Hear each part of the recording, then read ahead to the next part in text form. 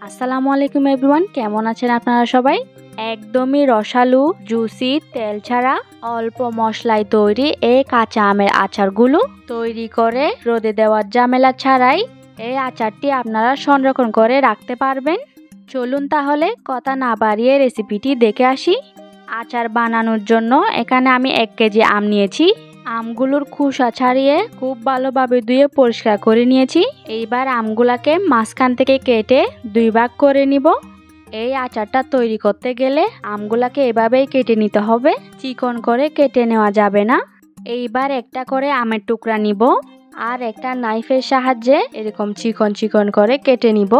এইভাবে আমটাকে কেটে নিলে চিনির শিরা, লবণ, মশলা আমের মধ্যে খুব ভালোভাবে ঢুকতে পারবে আর এই আমটা অনেক বেশি সফট এবং জুসি হবে। এই আচারটা তৈরি করার সময় পরিপক্ক আম নিতে হবে, মানে যে আমের আটি বা বীজটা শক্ত হয়েছে, একটু শক্ত আম নিলে আচারটা তৈরি করার সময় আমগুলো ভেঙে যাবে না বা গলে যাবে না। সবগুলো আম এভাবে কেটে নেওয়ার পর এইবার আমি এখানে দিয়ে দিব 1 কাপ চিনি। 1 কাপ চিনি দিলে কম বা বেশি হবে না, আমার কাছে ঠিকঠাকই লেগেছে মিষ্টির পরিমাণটা। তবে আপনারা চাইলে এখানে 1.5 কাপের মতো চিনি অ্যাড করতে পারেন। এরপর 1 চা চামচ লবণ দিয়ে দিব। 1/4 কাপ দিয়ে দিব হোয়াইট ভিনেগার বা সাদা সিরকা। সিরকাটা দেওয়ার কারণে আচারটা 1 বছরেরও বেশি সময় ধরে একদমই ভালো থাকবে। এইবারে আমের সঙ্গে লবণ, চিনি আর সিরকাটাকে খুব ভালোভাবে মিশিয়ে নিতে হবে।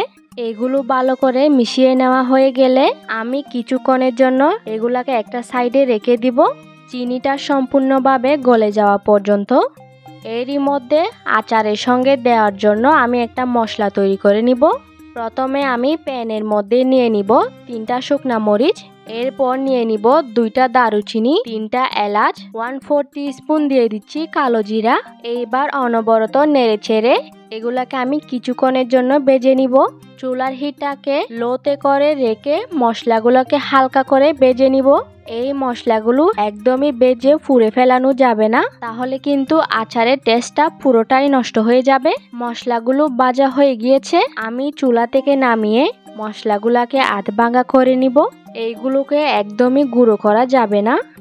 এইদিকে আমগুলোকে কিছুক্ষণ রেস্টে রাখার পরে চিনিটা গলে গিয়ে এরকম পানি ছড়াবে। লবণ, চিনি আর সিরকার মধ্যে ভিজিয়ে রাখার কারণে কিন্তু এই আমগুলো একটু টাইট হবে, এতে করে চুলায় জাল করার সময় এই আমগুলো ভেঙে যাবে না। এইবার এই চিনির পানিটা সহ এই আমগুলাকে আমি একটা প্যানের মধ্যে নিয়ে নিব, মানে যে প্যানের মধ্যে আমি এই আচারটা তৈরি করব সেই প্যানের মধ্যে নিয়ে নিচ্ছি।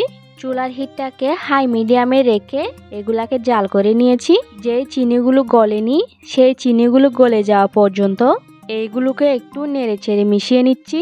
প্রথমে আমগুলো একটু নরম থাকবে, তাই আলতো হাতে এগুলাকে নাড়াচাড়া করতে হবে। আস্তে আস্তে আমগুলো কিন্তু শক্ত হতে শুরু করবে, তখন আমগুলো ভেঙে যাওয়া বা গলে যাওয়ার কোনো ভয় থাকবে না। এইবার সুন্দর একটা কালার আসার জন্য এখানে আমি দিয়ে দিচ্ছি সামান্য একটু হলুদের গুঁড়া আর দিয়ে দিচ্ছি সামান্য একটু মরিচের গুঁড়া। লাল মরিচের গুঁড়া আর হলুদের গুঁড়াটা খুব বেশি পরিমাণে দেওয়া যাবে না, তাহলে কিন্তু কালারটা আবার অন্যরকম হয়ে যাবে। এইগুলো দিয়ে দেওয়ার পর এগুলোকে একটু আলতো হাতে ভালো করে মিশিয়ে নিচ্ছি। ভালো করে মিশিয়ে নেওয়ার পর যখন বলক চলে আসবে তখন আমি চুলার হিটটাকে কমিয়ে দিব। আস্তে আস্তে চিনির শিরাটা যখন আমের মধ্যে ঢুকবে আমের কালারটা কিন্তু একদমই চেঞ্জ হয়ে যাবে। এখন এটাকে কিছুক্ষণ জাল করে নিচ্ছি চিনিটা ঘন হয়ে আসা পর্যন্ত এবং আমের টুকরোগুলো পুরোপুরিভাবে সিদ্ধ হয়ে যাওয়া পর্যন্ত।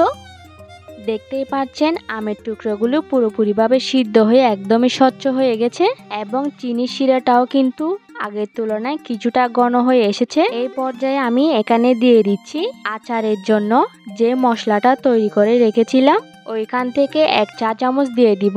মশলাটা দেওয়ার পর এটাকে আলতো হাতে নেড়ে চেড়ে মিশিয়ে নিতে হবে। যারা আচারটা দীর্ঘদিন পর্যন্ত সংরক্ষণ করে রাখতে চান তারা চুলা থেকে নামানোর আগ মুহূর্তে এইখানে সামান্য একটু হোয়াইট ভিনেগার অ্যাড করে দিয়ে চুলা থেকে নামিয়ে নেবেন, তাহলে আচারটা আপনারা দীর্ঘদিন পর্যন্ত সংরক্ষণ করে রাখতে পারবেন। আমার আচারটা তৈরি করা হয়ে গিয়েছে, এখন চুলা থেকে নামিয়ে সার্ভ করে নিচ্ছি। আর এই তো দেখতেই পাচ্ছেন আচারটা কতটা পারফেক্ট হয়েছে। একটা আচার আমি আপনাদেরকে একটু দেখিয়ে দিচ্ছি। দেখতেই পাচ্ছেন আচারটা কত বেশি সফট হয়েছে। আশা করছি আমার আজকের এই আচারের রেসিপি আপনাদের কাছে খুবই ভালো লেগেছে এবং সহজ লেগেছে। তো আজ এই পর্যন্তই। আপনারা সবাই ভালো থাকবেন, সুস্থ থাকবেন। আসসালামু আলাইকুম।